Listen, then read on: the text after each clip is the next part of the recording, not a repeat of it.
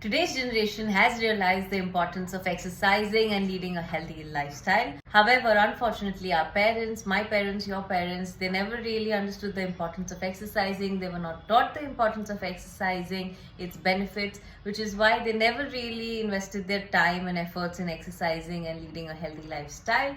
Our bodies start to degenerate after a certain age, which is why it's very important that not only we exercise and take care of ourselves, but especially encourage our parents and the seniors around us to take care of themselves by exercising.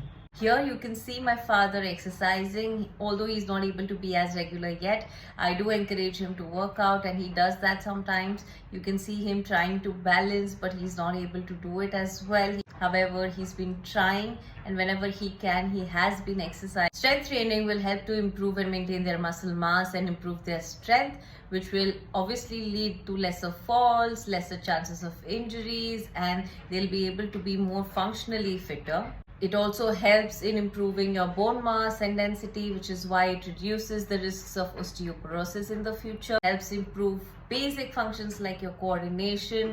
It helps improve their balance, which is very critical at their age because they have a higher chances of falling or losing their balance and getting injured. So you can help them live a more independent life, injury-free life. So I encourage you also to not only start exercising, but also support your parents, encourage them to exercise, let them strength train, whatever they can do, body weight exercises or with lighter weights or using resistance bands and loops, etc. They must strength train for a minimum of 2 to 3 times per week, and they must continue with their brisk walks every single day, at least for a minimum of 30 minutes.